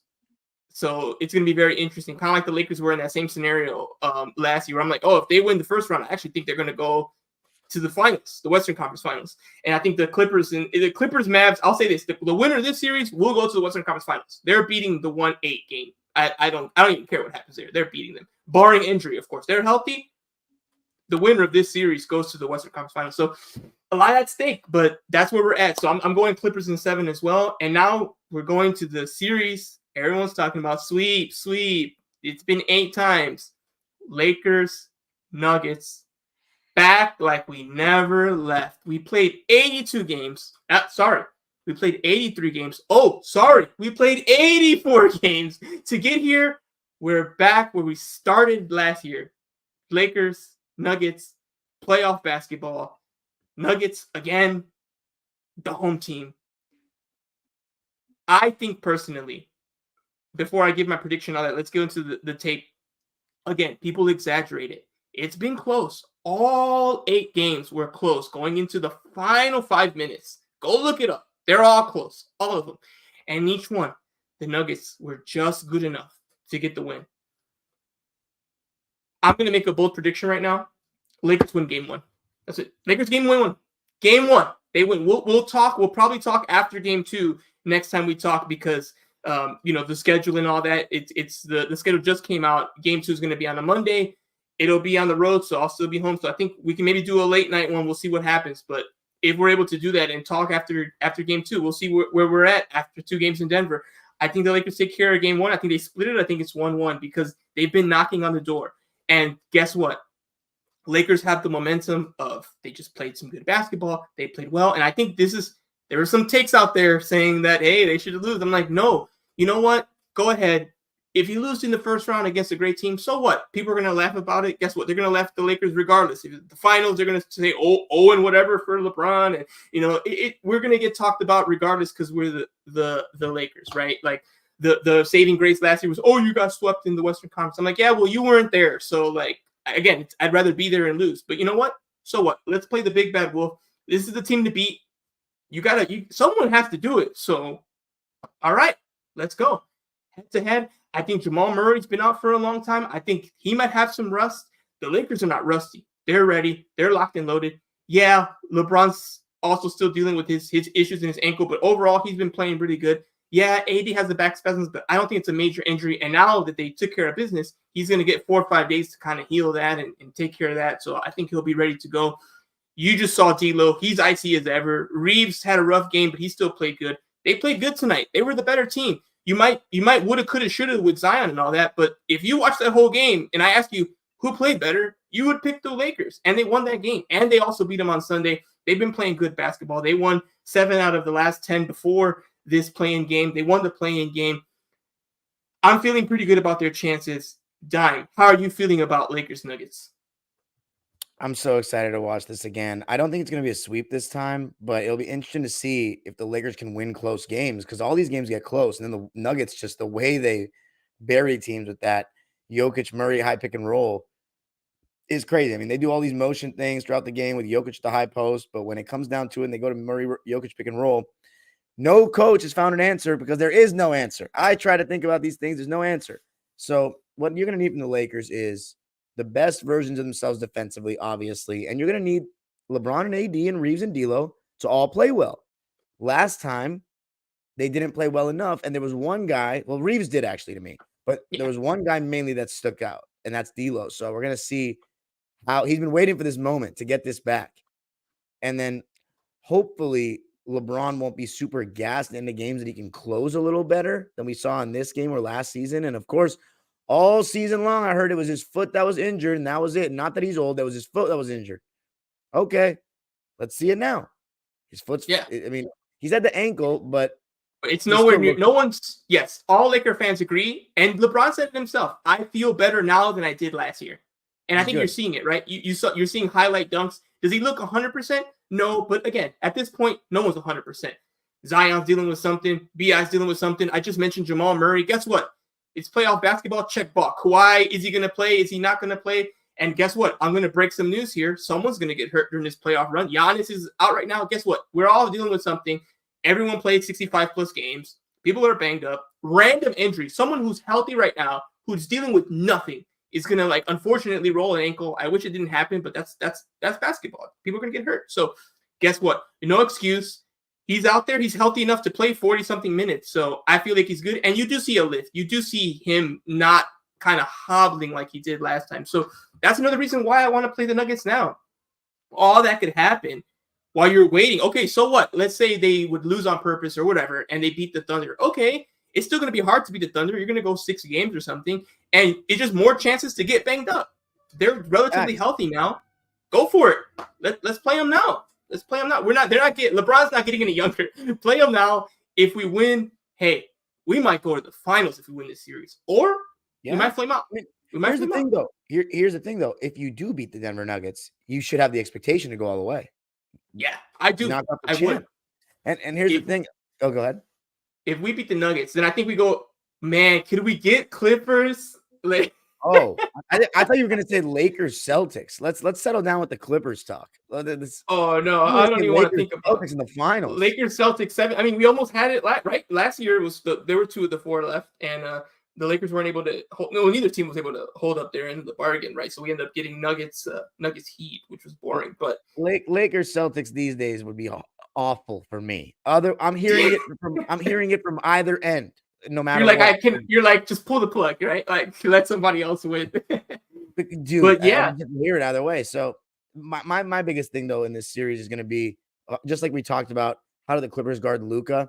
How do the Lakers guard Jokic? Because remember last year, towards the end of game 1, you had the adjustment of Rui Hachimura. Remember, we figured him out. That Rui Hachimura guarding Jokic in the post. Because I think it is good to have a lower center of gravity guy. Sure. Even though he can still get his shot up over the top. There's really no one person that guard Jokic. He's just one of those guys. There's nobody. So, right. I mean, except for Victor Wembanyama. I don't know why I'm stuck on Victor, but if we can get him in this game, I think we got it. But unless that happens. AD roaming. But the thing is, it's so hard to roam off of Gordon because he's that lob threat that they have. And then KCP, MPJ, and Murray are just snipers. I mean, KCP has turned into one of the best role players in the league. It's amazing what he's become. And Aaron Gordon's been excellent. As you said, Murray has the injuries. I think one thing that's going to be interesting to watch is how much has the loss of Bruce Brown and the lack of depth that Denver has relative to last year going to affect them. I think guys like Peyton Watts, what'd you say? They're worse. They're still really good. And they still might record-wise, they're better, though, Edwin. Record-wise, they're better. Yeah, but again, records can – I think this playoff run is going to be harder for them. Like you said, I think the Lakers get one at least. So. I agree with this playoff run is going to be harder for them, but I don't know if they've actually gotten that much worse as opposed to everyone else is getting better. Because, the Warriors were the 6th seed last year with 44 wins. They were the 10th seed this year with 46 wins. So this West this year is actually special again. I think – but you know what, though, Edwin? Here's my counter to all this. I think we talk about AD being the best defender in the league and all this stuff. Tonight, he didn't really look that. Why? Nobody can guard Jokic one-on-one. But if we want to put you in these conversations with the all-time great defenders, can you make life tough for him? Can you? I really challenge this. I really think it's time for Anthony Davis to show something there. I mean, who better to guard him? But here's the thing, though. He's so strong. Are we saying AD is going to get bullied by him? Maybe. I don't think he'll get bullied, but he gets canceled out, and that's what's tough because let's just pretend they watch each other, right? The numbers and stuff, it's about even. Then it becomes the role players, and you just mentioned KCP's on fire. That's why it's also a D'Lo series. The numbers will not be It is absolutely a D'Lo series, but the numbers will not be even. This is Jokic. He puts up a triple-double in his sleep. I'm just saying, even if they were, let's pretend that, like what you said, right? AD, like amazing. He doesn't get triple doubles. If AD's averaging a triple-double with his defense, you're winning the series. There's no doubt. But that's what I'm saying. I think yeah, maybe, but you know what I mean? That's what I'm saying. Like, okay, if they would cancel each other out, their numbers would just be a zero, right? Okay, well then it becomes LeBron and friends versus Jamal and friends. And I think when you do that math, you also probably still pick the Nuggets because you're like, I know what I'm getting out of KCP, Aaron Gordon, MPJ. Really? Yeah, I think you do. I disagree, honestly. I think you guys are more equipped, especially with the way. I mean, here's the thing: their starting lineup might be the best in the league. Your bench hasn't actually been that great, so I guess it's kind of a wash. In theory, if Spencer Dinwiddie delivered more, maybe, but you could be right. It's going to be the battle of the starting lineups at the end of the day. Yes, it's a battle of starting lineups, and that's why I'm saying again, I love D'Lo. I'm so happy he's here. You know, I'm so happy he didn't get traded. I didn't think those trades were good enough. I agree with what they did. He literally sealed the game tonight, right? It was a 1-point game. He hits the three. He's going to have to do it in this series, though. This series was bad for him last year. He has to be that. If we get the D'Lo we saw today, you're correct. But history says we don't get that D'Lo. He played bad in the opening game against the Nuggets to start the year. He hasn't played great against the Nuggets. Even this year, he's played better, but not that good. And when it mattered last year, he got killed. If he comes out, if we come back on Basketball and Figueroa and we're like 2 for 7 from D'Lo, 1 for 5, 3 turnovers, we're going to be like, yeah, see, this isn't enough. So again, the pressure's on. I know he's going to be as cool as a cucumber. He's going to be icy. Let's just hope the shots are there, but he's going to be a big factor. If we get the D'Lo we've gotten this year in the playoffs, that's what changes that from a sweep to a 6-7 game series. If we get that D'Lo who's like getting killed on defense and he's not giving you anything on offense, then you might see Max Christie, and then we're in trouble. He's like, okay, we got Max Christie out here. He hasn't played in like 2 years, you know? It's like, not good. So before I give my prediction, we're going to go to you, Dime. Lakers, Nuggets. What happens? I'm going Nuggets in 6. I do kind of agree with your point now that I think about it in terms of, okay, what's better? Jokic's supporting cast, if you take him away, or AD supporting cast. Obviously, I think LeBron's a better floor raiser than Jamal Murray, and I still think he's a better player than Jamal Murray. But the one thing about the Nuggets role player guys is their defense. You can always guarantee good defense from KCP and Gordon. And then MPJ's made a lot of strides at that end of the floor, and he's big. So that's the one thing you can guarantee that you can argue they're maybe better complementary because they're defense-first guys around 2 electric offensive players. Yeah. But I think at the end of the day, though, what gives the Nuggets the edge in every series is having Jokic. And then when you have a great supporting cast around the best player in the world, it's a very hard thing to beat in any era that you play in.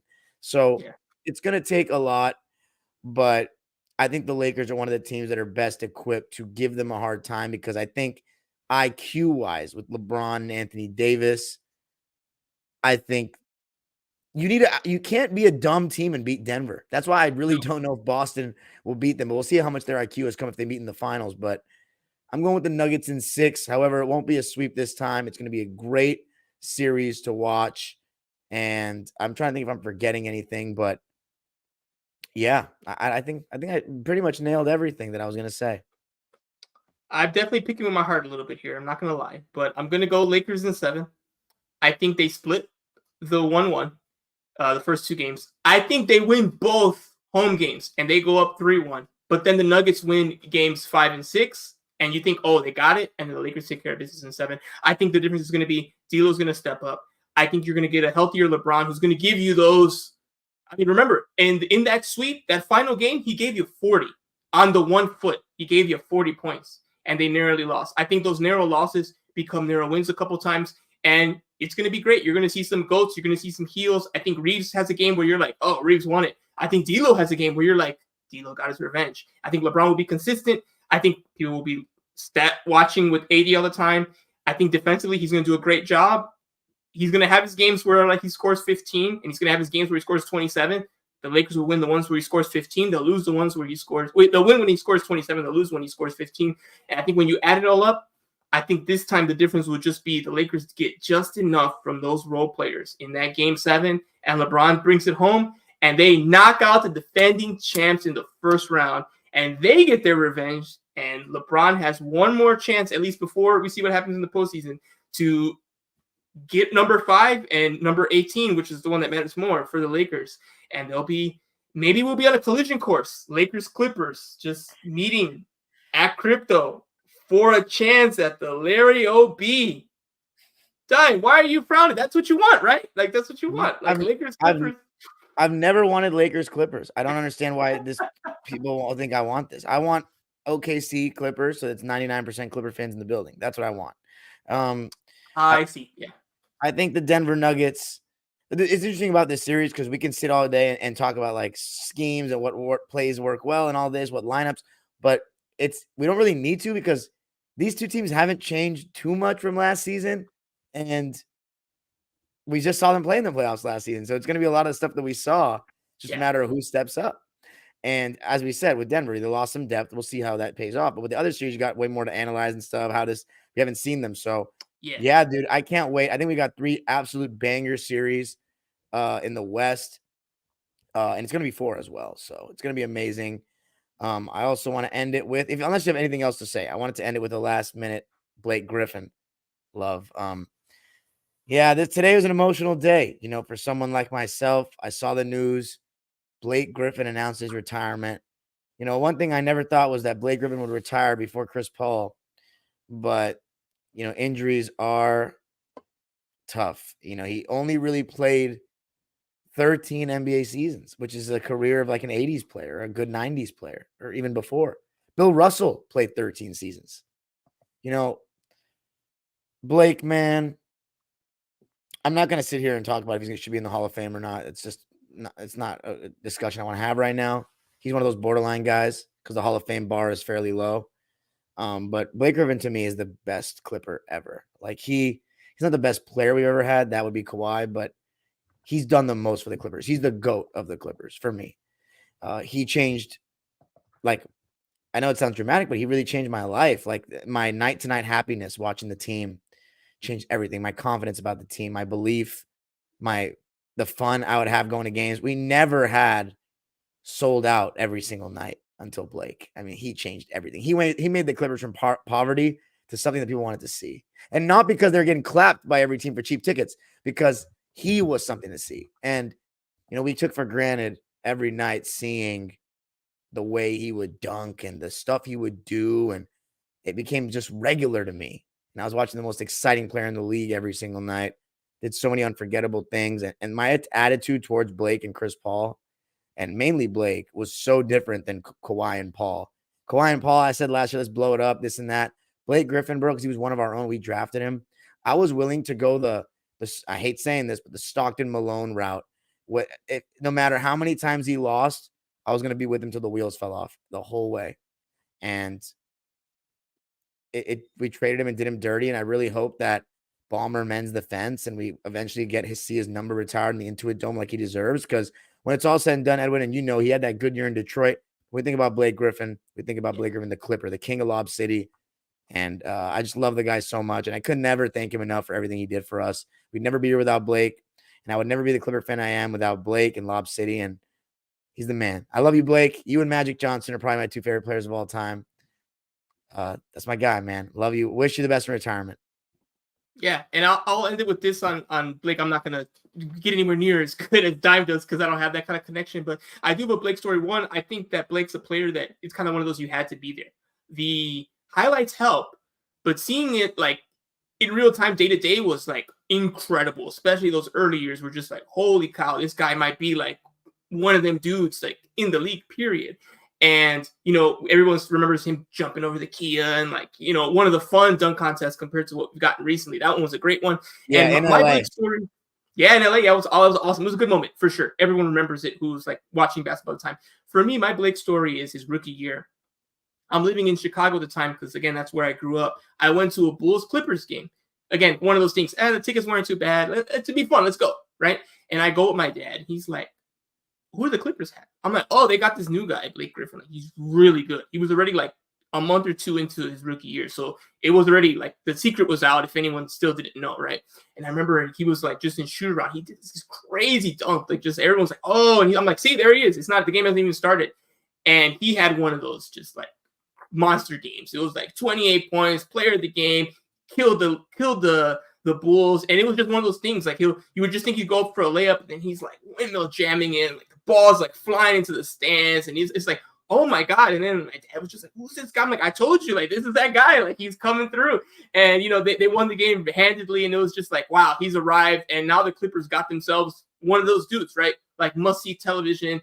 He more national games because he might go viral, even though we weren't really talking about virality like that. He would have killed in this era. I mean, there would have been Blake stands on Twitter, like, all that kind of stuff. But yeah, of course, unfortunately with the injuries, but shout out Blake Griffin. I think he's one of those players, even for Laker fans, like, oh yeah, Blake's cool. Like, he was a highlight reel and all that. So yeah, fantastic career. Wish he would have been healthier and had it longer. But again, injuries are part of the game. But yeah, he made an impact on the game for sure. And he definitely converted a lot of people to the Clippers back in that era. That was when they were really like that fun era and kind of an up and coming startup team for sure. Let me ask you a question real quick. Who do you think? Because I think you're actually qualified to have an opinion on this to a degree. Like, who do you think is the best Clipper of all time? You've lived in LA and you've seen the best clip. Like, to me, let's not take putting Bob McAdoo in the equation because he played in Buffalo. And as much as I love Bob McAdoo and I have a, me, I always prop up the greats. Yeah. Bob McAdoo can't be the best Clipper of all time for several reasons to me. One, he did not play in Los Angeles, and we've been here for the majority of our existence. And two, we never won a playoff series. You got to win a playoff series to me. I love the dude. He might be the best player. I haven't watched him play yet. I don't know if I would be shocked if he's better than Kawhi, but I've heard some stories about the dude. So it's got to be between, Blake, Chris Paul, Kawhi, Paul. Who do you think? Ooh, I feel like it depends. If you go with your heart, I think you might go Chris Paul just because he spent more time here than Kawhi has so far, and he's also kind of gone. No, 100%. But over. Yeah, go ahead. And he also, even though Kawhi's flown higher, Chris Paul felt like he broke barriers. It's like, I'm winning these playoff series, and I'm getting us here. We haven't been here since X, and like, I still remember getting out. I think it was the first round. He's like almost in tears with Billy Crystal on the sidelines, and you're just like, like they're doing it right. Like the Clippers are actually doing it. They're a good team winning a playoff series. Like this is crazy, right? So I feel like he walked so Kawhi could run. And for this to be a place where Kawhi would even be interested in going to, because, you see those kind of things like, oh, yeah, that was kind of a cool vibe. I could do something like that. So I feel like that's why he might get it. I 100% agree with what you were just saying about it's basically like auditioning. When we had Lob City, it was basically auditioning the Clippers to other players like, yo, this can be lit if you have a good team, even though we're the second team in LA. But so you're going to CP3, greatest Clipper of all time? Yeah, I think it's between CP3 and Kawhi. I give it to CP3 for the legacy. You think I give it to CP3 for the legacy. You think Kawhi's a better Clipper than Blake Griffin? No, I'm saying he's gone further because he's gotten to that Western Conference Finals. And remember he didn't play. Remember he even played. He didn't even win us the 2 games. Yeah, that's what I'm saying. I'm like, but he was part of that, like that got to the furthest part. If that's all you care about, right? Like some people, they're just like, well, if he wins the ring, he's automatically better. I'm like, okay. Here's what I will say though. To play devil's advocate, a lot of Clipper fans, if they go with a GOAT from this era, as a Clipper GOAT, they'll say Paul George because he was the one that led us across that finish line and has had some more signature moments as a Clipper in terms of like in front of the fans and stuff. So I think some go with Paul George, but yeah, okay, interesting. So CP3, that's a good answer though. Blake Griffin, I think CP3 are great answers. Yeah, and honorable mention just because he had fun, but like I don't think he qualifies. But I just really like Jamal Crawford when he was a Clipper. He was a 6-man GOAT, and he was just a bucket. Again, he probably doesn't fit in like what you're talking about, but he's definitely like, I don't know, if you're making like a top 15, like you love these players. I mean, Jamal Crawford was sensational here. Elton Brand kind of gets in that back end as well. He had some great years with the Bulls and then came over here to LA. I feel like Elton Brand's game was just kind of boring. So people just kind of just ignored it. But I'm like, this guy gave you 24 and 12. Like he crawled out of bed and did that in his sleep. So another elite player. So yeah, we don't think about Clipper legacy that much. It's definitely a summertime conversation, but they can put a pretty good squad together when you really start to think about all the players. Now we can. Yes, because now you got like 2 right now and 3 before. But yeah, when you from 2000 on, it's actually not too bad when you really think about it. Hey, our all-time lineup in 2K now should be Bob McAdoo at the 5, Blake Griffin, Kawhi, Paul George, and CP3. That's pretty damn good. Yeah, and you could even argue. I would argue this, but it's not even close to the all-time Clipper. But single season, The greatest single season in Clipper history might still be 05-06 Elton Brand. That's what I'm saying. Brand, He was yeah. a monster. He was that season. He was a real monster. But anyway, that's all I have to say about BG. Wish you the best in retirement, man. I think we'll see Blake Griffin do something. He's a funny guy. He'll be involved in some entertainment of some sort. Yeah. But my last thing before we close it out, thank you guys so much for listening. I'm doing playoff previews for every series, and I think I'm just gonna clip the previews that we did in these two and use them for my previews this week, because I always say we don't invite the ops for LA series. So I told Swipa, I said, if you guys are playing the Nuggets or the Lakers, you're not coming on the channel until after. If you beat them, we'll get you on after, but we're only going LA centric. So no Mavs fan will be joining me here. If you want to see the Mavs perspective, go to Locked On Clippers to check out my crossovers with Nick from Locked On Mavs. But I will have videos or previews of each series that I can do. I may be pressed on time for the 8-1s, but the other ones, they will be here. And we're going to use these two, the Lakers, Nuggets, and Clippers, Mavs for those. But check out the one I just did on Tuesday, Bucks and Pacers. I got a Bucks fan who is from Wisconsin. She gave such an authentic view of what's been going on this season, and a Pacers fan with Ben, who was just in the comments. Please go check that out. That video is out on the channel and will be out on podcast by the time this is out. And yeah, I'll be doing all of that. Edwin, any last words? Lakers in 5. Lakers in 5. Not even the one you picked. But hey, thank you guys so much. Let us know in the comments, what are your predictions on the Lakers series and the Clippers series? What did you think of the Sparks picks? Any analysis you have of the game, go comment it below. We've got 40 people in the chat right now, so make sure you get at least 20 comments in there. All right? Appreciate you guys. I like it. Yeah, I try to get them to. Only like 5 or 6 do it, but I try to get them to. All right, guys. I will see you tomorrow night for another live where we're going to be talking about the Eastern Conference playing games. Until then, so long.